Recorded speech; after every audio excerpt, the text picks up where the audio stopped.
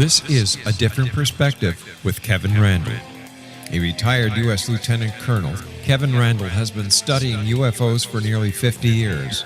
Kevin has investigated some of the most famous UFO cases in the world and has been consulted for dozens of documentaries about UFOs. Considered one of the leading experts into the Roswell UFO crash of 1947, Kevin has written more than 25 books about UFOs, including the recently published Roswell in the 21st Century. Now, here is the host of A Different Perspective, Kevin Randle.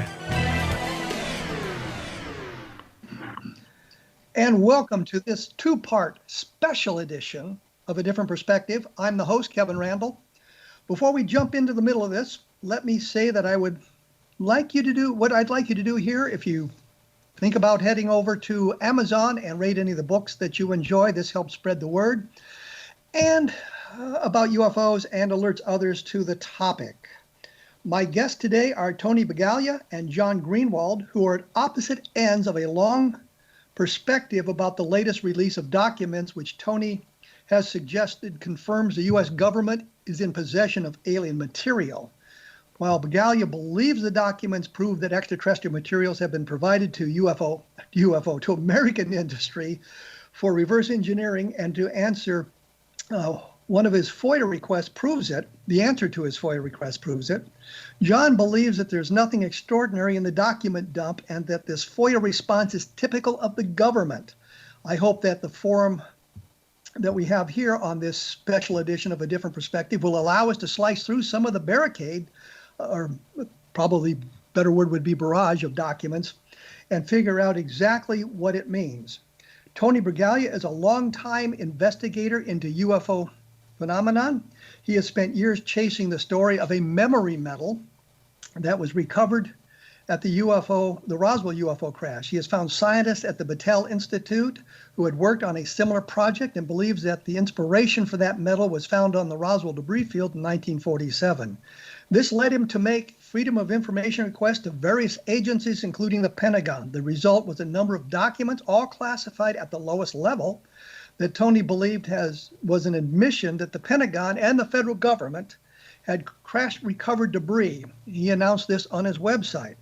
Tony says that he goes where others have not gone in his search for the truth. He says that he is not affiliated with any group or organization and self-funds all his work, which frees him to make what he terms as bold and uncensored reports.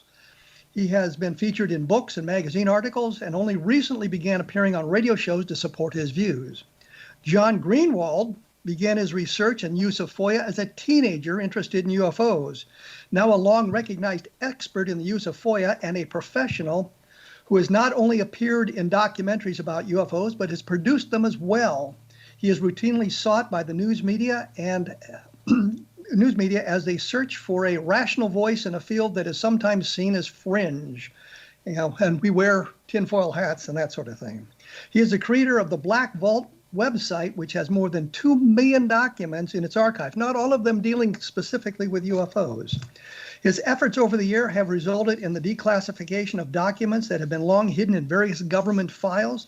Many of his discoveries provide insight to the way the government has dealt with UFOs and a host of other topics, including the FBI files kept on UFO researchers and CIA documents that touch on UFOs. Now, I'm going to do what they do in the real world of this. I'm going to start with Tony. I hope you can briefly, and I stress the word briefly, tell us about your FOIA request and what conclusions you have drawn from those documents. Why do you believe this proves the extraterrestrial connection? Sure. Well, first, Kevin, thanks again for having me on again. I appreciate it so much. And you've done a good job of summing up this whole thing to date, I think. But I'll try to clarify a little bit more. As folks know, back in 2017, I had filed a FOIA request, which was made to the DIA. And that request was based on an article that I had read in late December, I believe, of 2017 by Leslie Kean and Ralph Blumenthal, where they had talked about Bigelow Aerospace holding material that was anomalous, that required specialized facilities to be constructed to hold them. And I was very surprised that such a sentence was even in the article, and it seemed to not get a lot of traction. So I thought maybe the best thing to do would be to file a FOIA and make it as unambiguous in its meaning as I possibly could and as specific as I possibly could. And so I think I did that in a pretty good way. I had requested physical debris recovered by personnel of the Department of Defense as residue or flotsam or shot-off material or crashed UAPs or unidentified flying objects. Folks can see the FOIA request on my website at ufoexplorations.com. And in their reply, which took about 3.5 years to get, and many follow-up emails and phone calls to the DIA chief of FOIA, but I received back over 150 pages of documents that amazingly agreed and were responsive to my request for recovered UFO debris and its analysis. But it was a little bit a play on words in that I had requested chemical analysis and elemental analysis. And I really want to dive into this much more deeply today. And again, I appreciate the opportunity to do that.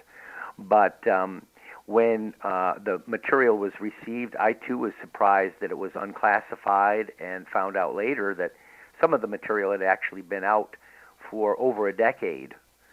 But when I began to really deep dive on this, it made complete sense to me. And despite the social chatter and what others have said about that particular point or points, it actually strengthens the case in a number of different ways. And as we begin to really do a deep dive, a technical deep dive into this material, and I think and appreciate the opportunity to do that because I think we really need to, if we do that and we look at the technical aspects of the materials reports, it really helps us to understand why they were sent to me. It will help us to understand how these reports relate to UFOs and are in fact based on alien alloy study. If we have, you've got the format here, but if you wanted me to do a bit of a deep dive, point by point, on what was received and why I believe it relates very directly to UFOs, I'd be happy to do that. Well, let's hold off on that for a little while because we have the time to take a look at that. We sure do. But I do want to kind of go into that because I think that is where the central thing is. We can talk about all the ancillary things and the noise surrounding this and how John and I disagree about so many things. Let's but do yeah, that. when we actually look at the material, the things that were sent. Tony, yeah. Let me talk.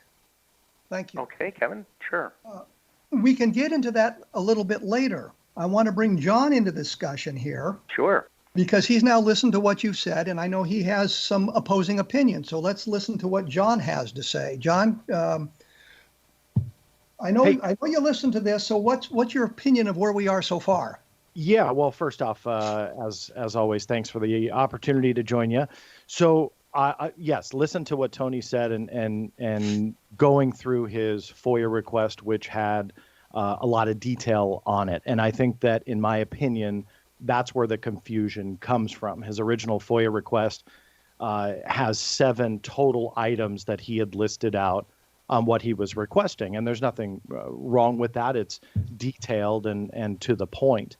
But from a legal standpoint, what that means to a FOIA officer is you're not looking for material that meets every single item of your criteria, but rather it's considered or, meaning it's not number 1 and number 2 and number 3. It is number 1 or number 2 or number 3. And why that's important is that you can get material that is responsive to a small portion of what you're requesting.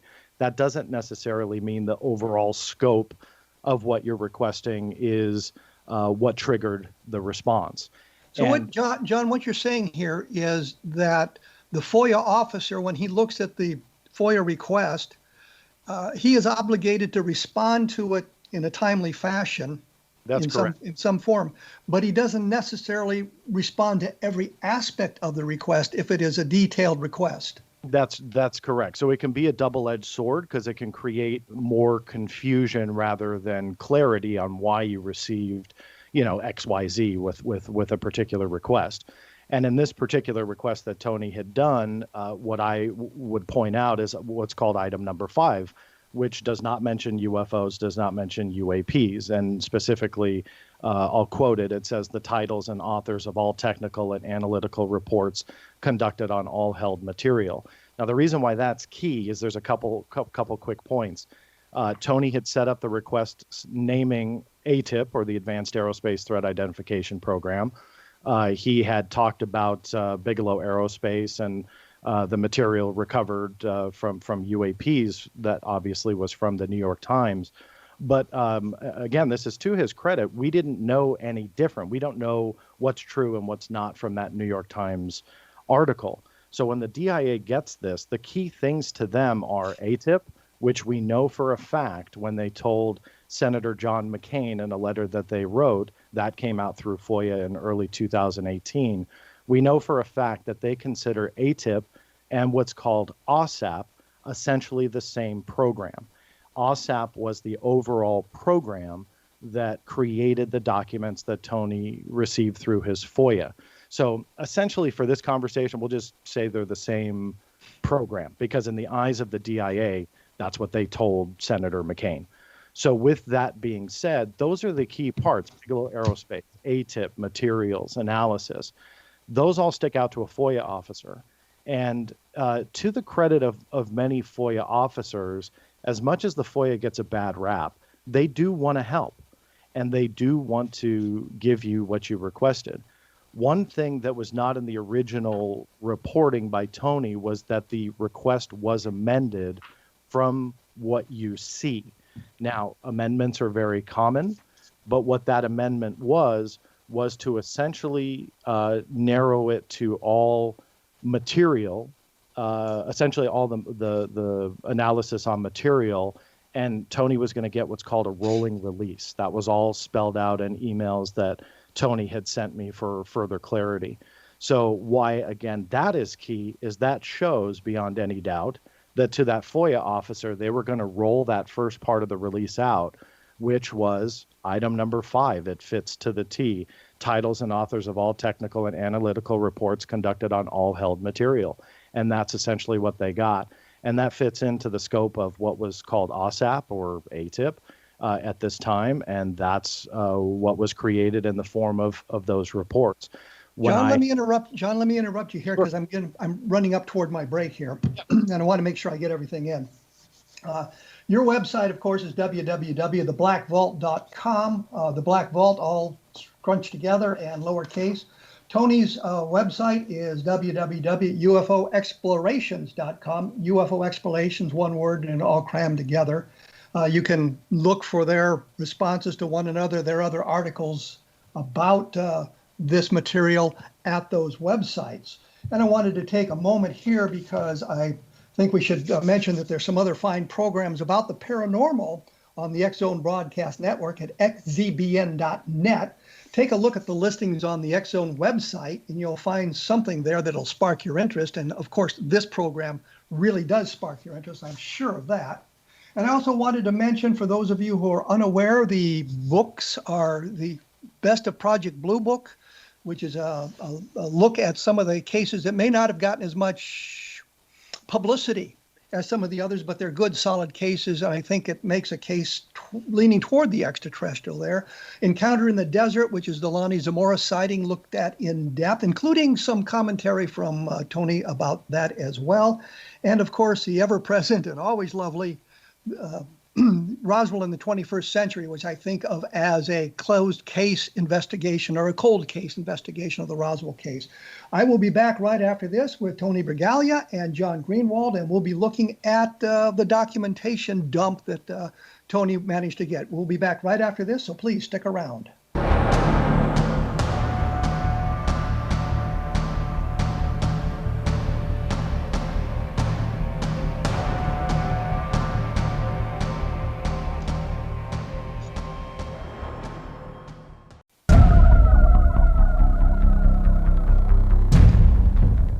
I am joined by John Greenewald, he of the Black Vault, and Tony Bragalia, he of UFO Explorations, in this special 2-hour, two-part, different perspective. We're discussing the documentation.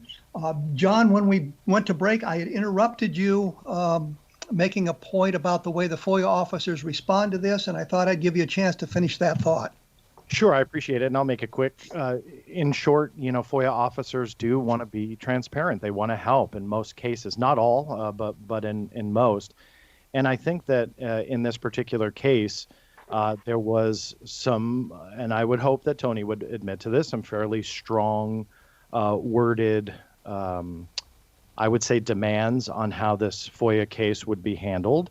And by Tony to the DIA, and in response, the DIA said, this is what I believe the amendment is. Tony agreed to that, which was the rolling release, and that's essentially what we have. So beyond that, when the reports came out, I think that we're not dealing with the UAP portion of the request, and especially on top of that, there's a lot of evidence that goes against that any of this had anything to do with UAPs, but rather it does fit into what the original OSAP or ATIP, what that whole program description was, which was advanced aerospace research, along with weaponry as well, that technology being used for weapons as well. Okay. Tony, you've, of course, heard what John had to say. And you wanted to take a little bit of a deeper dive into this material that you received. How do you connect it to the extraterrestrial? Well, that's a wide open question. What do you think of John's response or description of the way the FOIA requests work? Which is, I guess, a long, involved question. It is, and I'll try to calmly go through all of it. Of course, I disagree entirely with John and his assessment in every way. And I have the benefit of having been able to talk, actually, with the DIA chief of FOIA, Steve Tominski, on several occasions. And I allude to this in the emails that I presented publicly.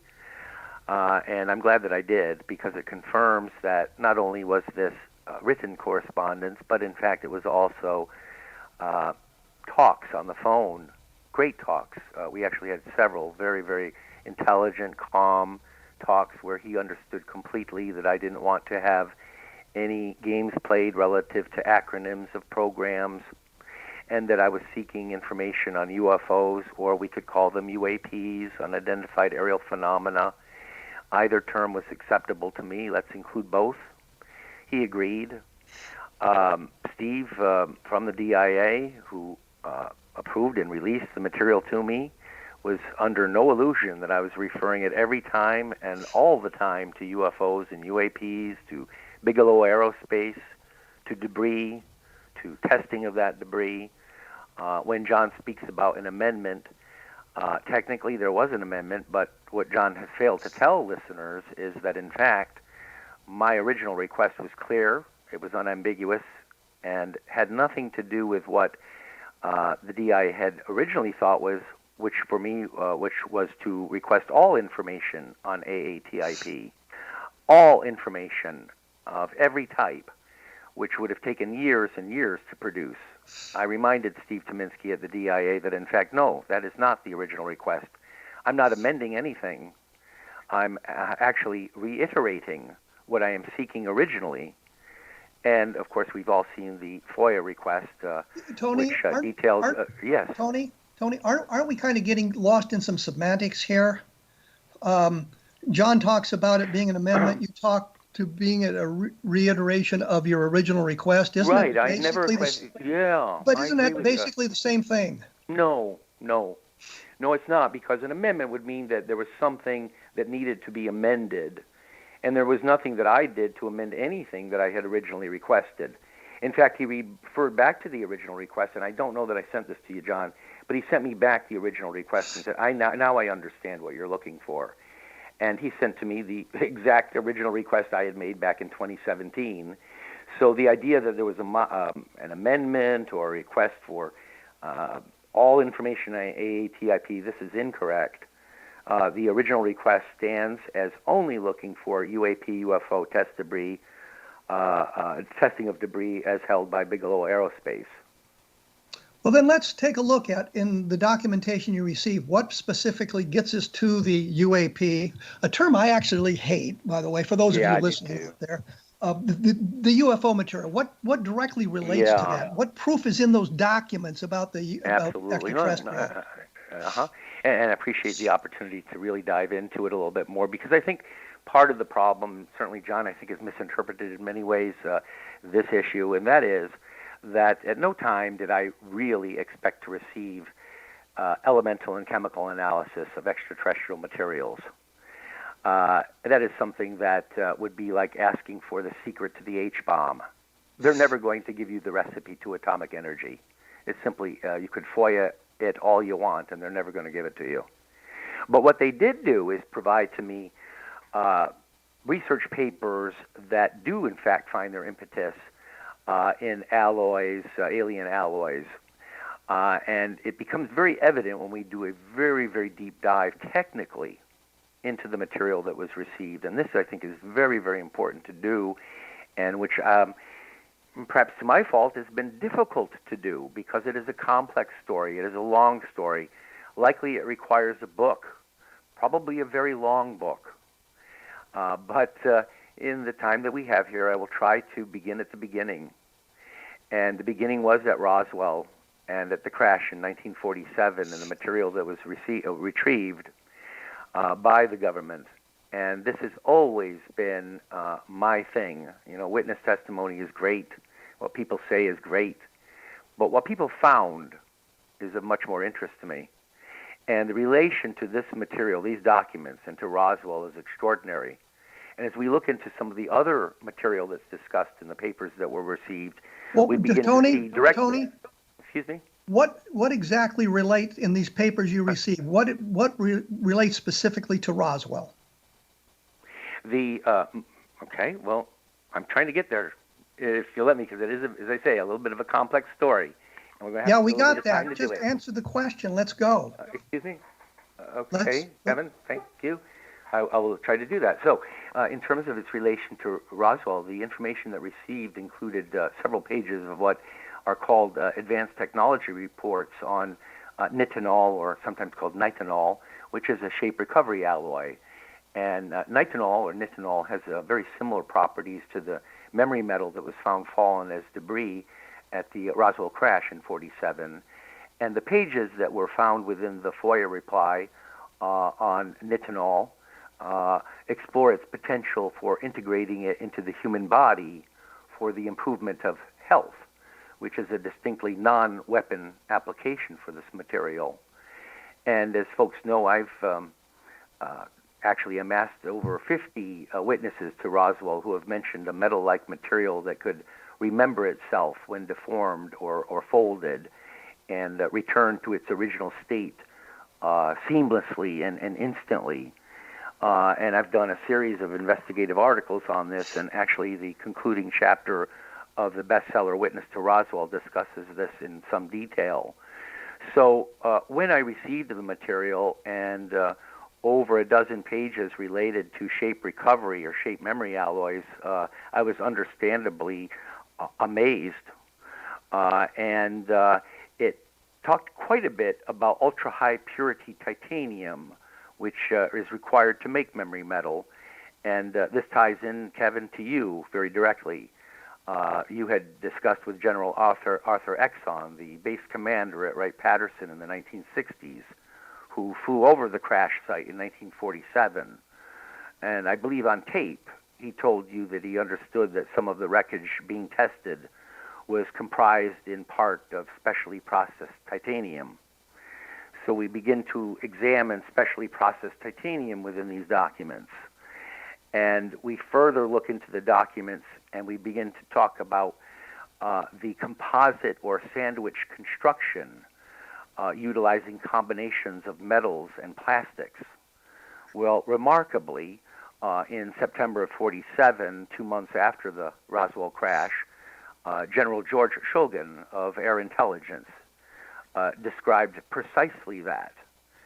he used the words composite or sandwich construction, utilizing various combinations of metals and plastics. And he put out a previously secret memo to underlings, which concentrated on their paying attention to the materials of construction. And so when we look at those layered materials of construction that Shulgin talks about, in the DIA sponsor reports that I received, we begin to see mention of very highly engineered material called metamaterial or composite material. And incredibly, this metamaterial can also be layered with metals and plastics like Shulgin referred to. And throughout the received FOIA documents, we see mention of the potential use of these materials in advanced aerospace platforms. Okay, let me interrupt you here. And Tony, this is where John and I agree. Well, I was going to say, Kevin. Uh-huh. I got a question for you. I've got actually a couple of things here. Number one is I do not remember Exxon saying anything about the titanium. It's in your books, and I will cite it and send it to you. I don't remember that at all. I will cite it and I will send it to you. You certainly did talk about titanium, Arthur Exxon, and his mention of specially processed titanium that was being tested. Okay, and I want to bring John back in here because I think we've got into some of this stuff, and I wanted to get kind of John's reaction to what you were saying here in the last couple of minutes before we have to take a break. So John, can we get a couple of comments on what Tony was saying about this tying into Roswell? Of course. A couple very quick ones. So just to close off that FOIA part, I don't want to go backwards, but just to close that off, to further prove my point, I can cite FOIA cases that asked specifically and only for UFO information. And as a result, I got hundreds of pages, the majority of which were Nazi Horton brother designs of a flying wing. I had sent this to Tony as kind of an example, and I asked him about it on my show, and he said he didn't want to talk about it, which is fine. But I do. John, but can we tell people why? Because you throw these things out, and I didn't have the opportunity to review it. Wait a minute, guys. Actually, the question I posed to John, and John, please answer the question, is how did what Tony say relate to Roswell?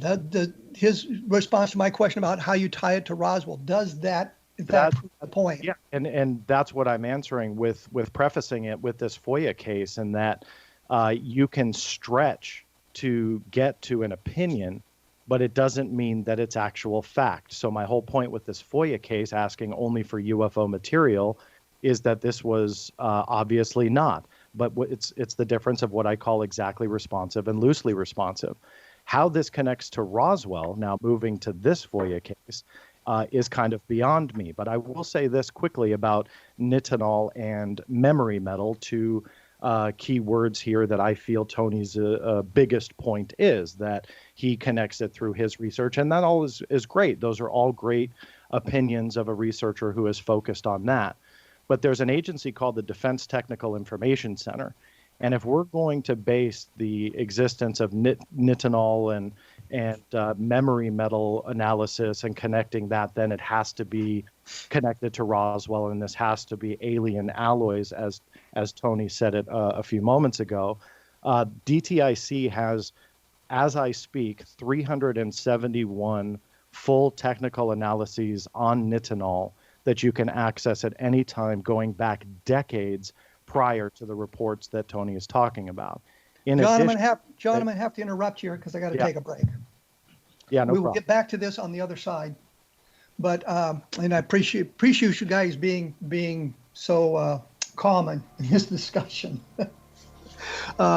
My website, of course, is www.kevinrandle.blogspot.com. I will have more information up about this in the next day or so that you all can take a look at some of these other aspects of it. We will be back right after this with John Greenewald and Tony Bragalia talking about all these sorts of things. So please stick around.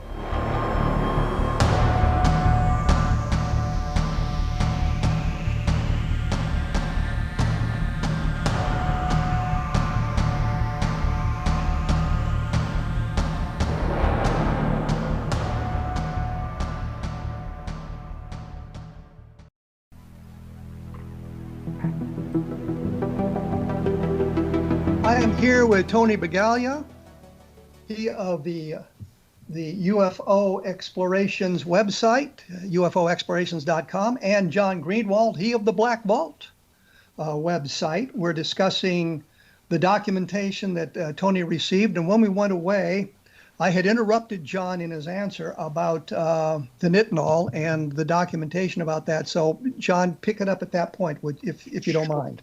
So when talking about nitinol and memory metal and even metamaterials, I know we haven't talked about that, but that's another kind of buzzword in the UAP research realm in a wider spectrum.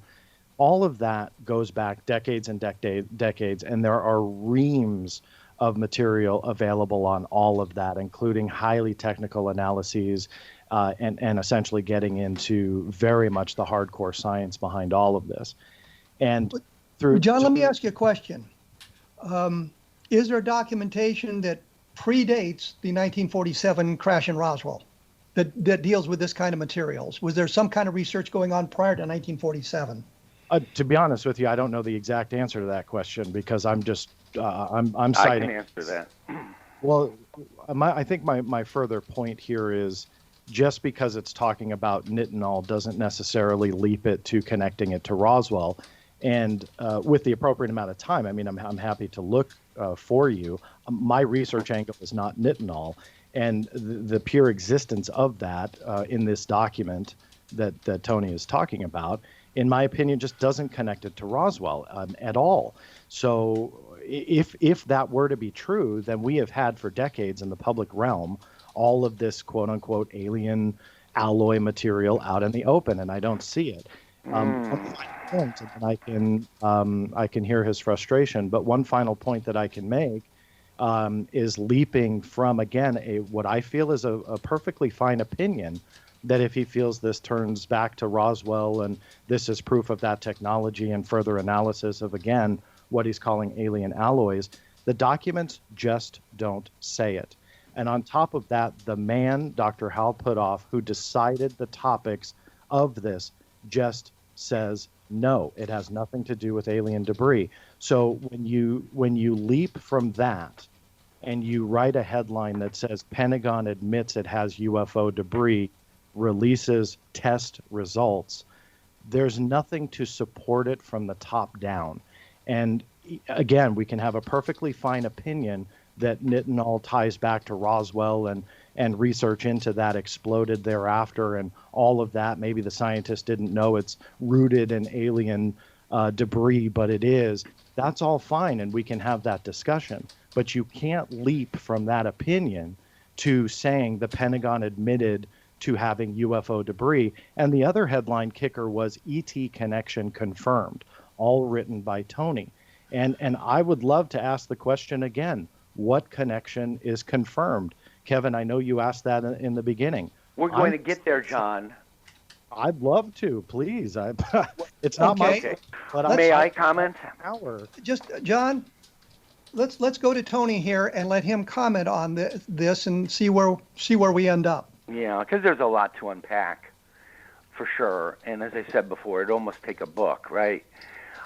So I've listened to John, and I know that he has his opinions, but I have the benefit of over 20 years of reviewing DTIC technical reports. I don't want to get into it too much, other than that my familiarity with such is more than passing, given the nature of my work. I won't even get into it other than to hear John talk about DTIC technical publications is interesting, in that, as most know, I did a multi-year deep dive into just that, and specifically into memory metal and shape recovery alloys and the origins of nitinol. To answer your question, Kevin, it is a post-Roswellian material. There are no shape recovery alloys before 1947. Also, the way in which John and I approach things is markedly different. He tends to not deep dive in the way that I would. For instance, and I'll give you a great example, I phoned the co-inventor of nitinol at the Naval Laboratories, Dr. Frank Wang, W-A-N-G, who with Dr. William Bueller are said to have created nitinol in the early 60s. I reached him in retirement in his 80s. I asked Dr. Wang, would you please tell me, where did you get the phase diagram, the recipe to make memory metal? He told me that it came from Battelle. I said, well, how did it get from Battelle to you? And he said that it was presented to me by a general. I asked him, who was the general? How did you get it? How did this go about? Tell me. Carry me through it. And he said, I can't, I won't. And it's much more involved than that, much more complex than that. But my point is that I go a step further, and I call these folks, and I discuss as much as I can and as much as they'll let me what went down. How did you get this material? Who gave you the phase diagram to create memory metal? In the same way that I called Steve Tomisky at the DIA, I simply didn't email him or wait to hear from him. I called him. I talked to him on the phone. And again, I want to reiterate that he understood fully that this related to UFOs, so that when John talks about analyzing the response that I received from Steve, it's almost funny to me, because I'm the one that talked to the man, and I know for sure that he was not talking about John's fantasy of a cut and paste job or the term and or. Tony, in one sentence, in one paragraph of 30,000 words of communication with me and the DIA, as well as phone discussions. And Tony, John you're brings going up far something afield about here. Yeah. We need to get the well, okay, so question answered. the nitinol thing is, again, an affirmation that the documents I received relate to the material that was recovered at Roswell. To me, it's obvious. Okay. John? Again, I mean, my point stands. It doesn't. You can find quite a few different things that comes post Roswell, and if you want to connect it, fine, and that's well and good. But to jump to that, to what was written and what was proposed and claimed, are two wildly different things. There's okay. Go ahead. Sorry. There's I thought you were done. Go ahead. There is a reason that I reached out to the man who created the focus of those DIRD reports connected to OSAP, which was Dr. Hal Puthoff. I don't know why Tony doesn't want to talk to him, and that's fine. That's all his business. I never said that. Don't put. I've never said that. Actually, sir, you said that on my show. I never said I don't want to talk to him. Wait. So I will pull the soundbite for you and send it to you and Kevin. So why you ignore Dr. Puthoff, who, again, was the one who created the scopes of all of this, I'm not sure, because you may gather some insight on what you're claiming. You may find reinforcement, or you may find contradiction. Well, right. I reached out to him, and the answer is the latter. It's contradiction. He claims that none of this had anything to do with aliens. Rather, he says that it ties into the actual scope of the program. And I told you the scientists don't know what the impetus of their work is. These are folks that we're talking about 72 years later. Well, I think, Tony, the point is here that in the documentations that you've cited, the 150 documents that you received, there is nothing that ties it directly to Roswell. You have concluded the nitinol ties it to Roswell, but the documents don't really say that. Am I correct in that? You are correct, and I think this is really where the problem lies. In some way, perhaps it's a naive thinking, many feel that these reports should include mention of extraterrestrials or ET or even debris, or perhaps even Roswell, but they never would.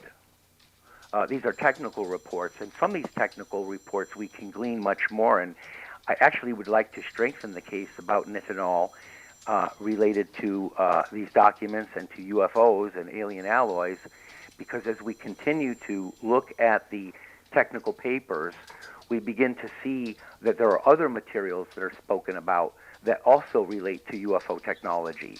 And I'd like very much to kind of deep dive and break this down for you, because some of the material that is talked about in addition to the memory metal is distinctly UFO-like. there simply is no question, much of the study and the application of this information related to something called metamaterial. And metamaterial is a coined or a relatively recent word that's believed to be any material that's engineered to have a property that is not found in naturally occurring materials. And some of these materials appear to be made from assemblies of multiple elements fashioned from composite materials like metals and plastics. And when you arrange these atomically, there's some remarkable things that can happen through the use of these materials. And I'm going to tie this all in. Some of the material apparently can be used to slow down light and even bring light to a complete standstill, implying that material in and of itself may have the ability to manipulate the speed of light, which is electromagnetic energy traveling at 186,000 miles per second. We do know that UFOs are able to blink on and off. They're able to appear in one part of the sky and immediately at another. In some way, they are able to slow down or manipulate light and sometimes even be able to bring it to a standstill. And other of this material that they talk about in the received reports talk about invisibility. And we know that many of these UFOs can become invisible instantly and reappear. And the report suggests that the way in which this material works to do that is to manipulate refraction and reflectivity and increase light absorption. And the reports talk about optical isolation. They talk about transparency, and they make reference to a meta-mirror technology, which implies the ability to make something unable to be seen or picked up by radar or scanning or imaging, another feature of UFOs. And then thirdly, we were presented with these reports that talk about compressing electromagnetic energy. And this is key because when we condense energy, we can transfer it faster. And that is the key to UFO travel, is energy and the ability to compress it. And then finally, and this is really probably the most revealing of all, is that they talk about a tunable resonance of this material that was determined during fabrication. And they talk about how some of this material, when it is hit with a stimulus of energy, it takes a very small stimulus to create a very large amplitude of vibration. And what this is called energy harvesting. This material is able to, from the energy around it, pull energy out of its environment and utilize it within electronic devices. This is a technology called energy harvesting. And all of these things are UFO-like.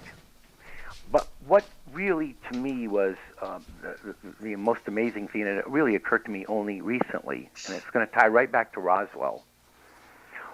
Over the years, I've noticed that at the Roswell crash, none of the witnesses ever seemed to detail or report of anyone talking about an engine or a motor or a motive device. They never mentioned seeing a power source.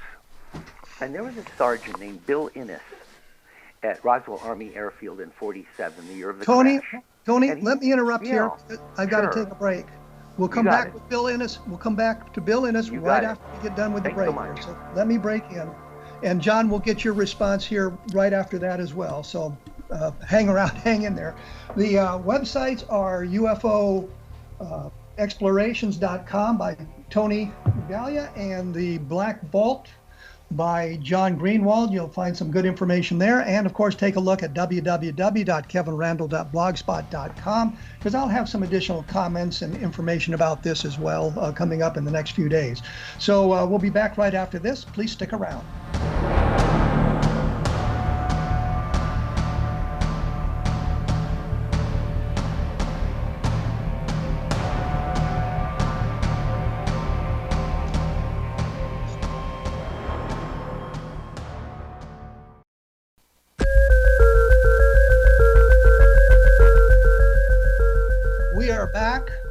We are social distancing. I am by myself.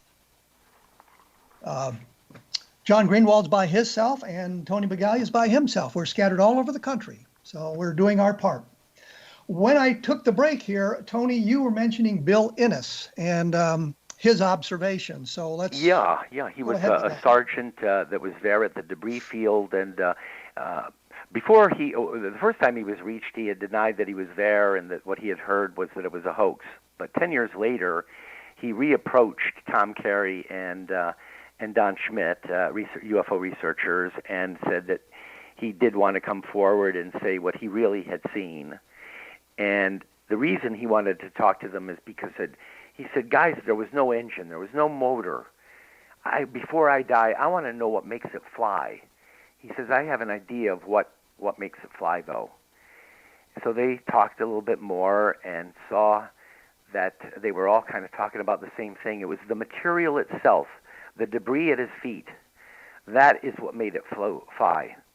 He said it was the strangest stuff, and that so much of it could do so many things. Again, we've all heard you couldn't break it, you couldn't scratch it. When you bent it, it went back to its original shape, et cetera, et cetera. And he said, I'm thinking, this is how it works. It's the material itself, because it was like liquid metal, which is what a witness, Frankie Rowe, had said. It was like it was molded, no seams. It was seamless. Well, incredibly, much of the documents that I received talk about liquid metal and seamless metal, pourable metal, which may actually take over plastics. These are called metallic glasses. These are novel engineering alloys with disordered atomic scale structure. And it's an incredible thing that they're working on now. And again, relates to UFOs. Again, no rivets, no seams or joining, smooth, like many reported UFOs, right? So you're dealing with metamaterial, amorphous material, morphing metal, material that can make things invisible. It sounds to me an awful lot like UFO material, right? So when John talks about weaponry and advanced aero platforms, absolutely. He and I are in agreement, and I've told him this before. I'm not saying that it doesn't relate to such things, even as the Pentagon says, but it also relates to this stuff, to these UFOs, and they've blended this artfully together. And there you go. The circle, comes complete. We're back at the beginning here. That is what I believe, Kevin. John. Yeah, so look, we could talk about the science all day long, and they've done. And we should. And we've, obviously done quite a bit of research when it comes to the U.S. military, U.S. government, and what they've funded over the last couple of decades. Everything that we've talked about is available very widespreadly and has been for decades throughout different programs, grants, so on and so forth. If the best we can do is just say the existence of a memory metal or nitinol or metamaterials or whatever is the tie to Roswell, we got to do a little bit better than that. And I can do that for you. Tony, please don't interrupt. John, go ahead. So when you look at the actual material that is there, if all of this truly connects to Roswell, then Tony's headline of the Pentagon admitting to UFO debris would have been true decades ago. But there's a reason why it's not. It wasn't true then, and it's not true now. Just because they admitted to these reports and sent them out, it fits in the scope of not only that program, but in research that they've done for decades. And the headline that the Pentagon admitted to this UFO debris, well, if the explanation is saying, well, this stuff is UFO-like, well, UFO-like doesn't make it UFO-related. And that's all I kept hearing was, well, UFOs have these characteristics or UFOs have those characteristics. So ergo, this must be tied back to Roswell and the explosion of research done on all of this material in the decades thereafter. I don't see it that way. And I feel from the top down that yet again, we can make the connection and have an opinion. An investigator who has devoted obviously a very long time into researching the science and memory metals and nitinol and Roswell and finding that there is something that I truly believe exists. And it's what I call the I want to believe syndrome. And why I say it that way is that what you want to believe, you will find a way to get there. And it's hard for any human being to get beyond that. And I believe that that's a situation that we're dealing with here, that for quite some time, I know Tony has dealt with memory metals and tying it back to Roswell and aliens and so on.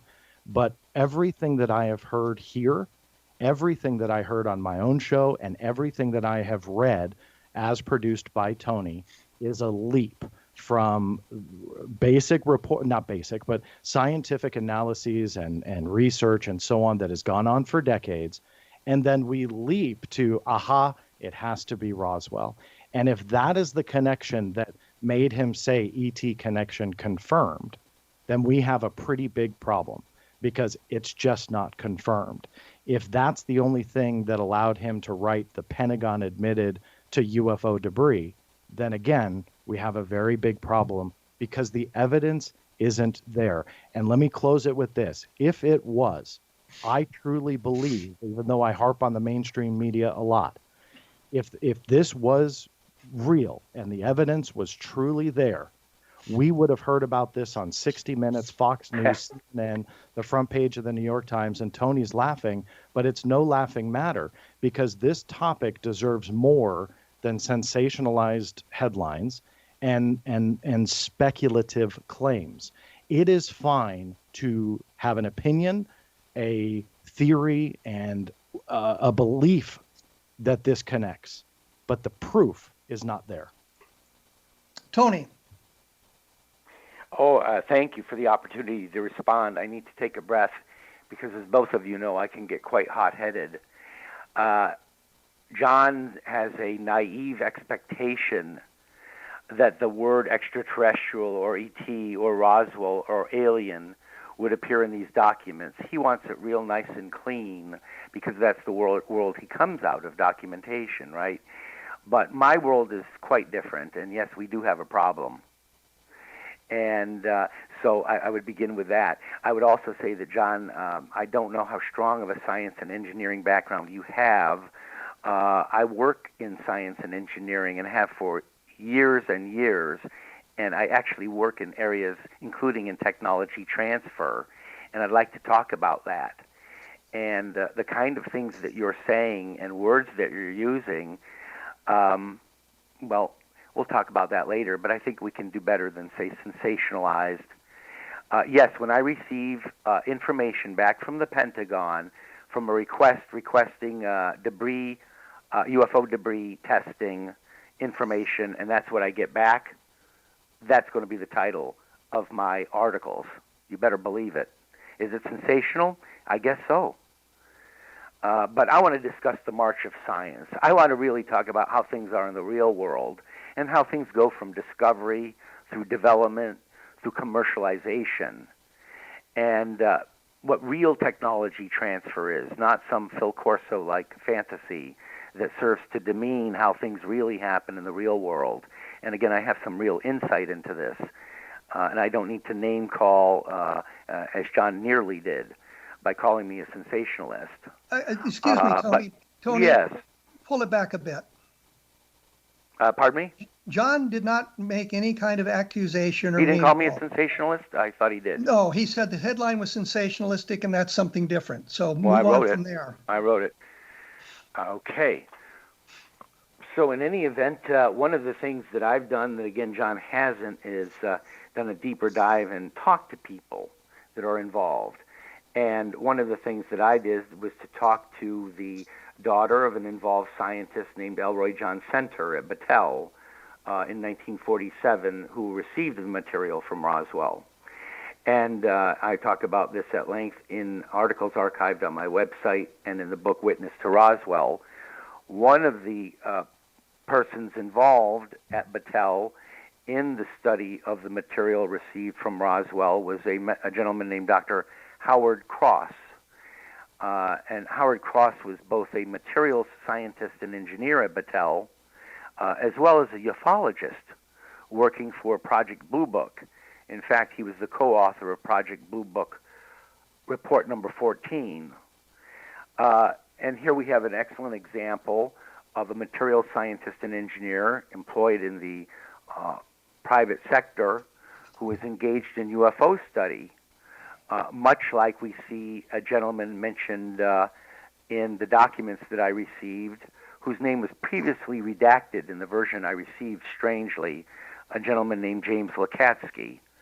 So what we see is historical precedent for using material scientists and engineers within the private sector or academia to work on this material and then to begin to release it over years and years as applications reports.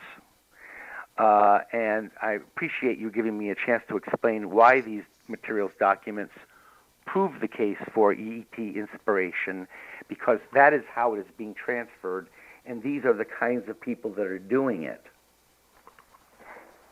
But when we get down to the bottom line, the documentation is about the metals and that sort of thing, and you've drawn the conclusion based on your UFO research that this metal had to come from an alien spacecraft.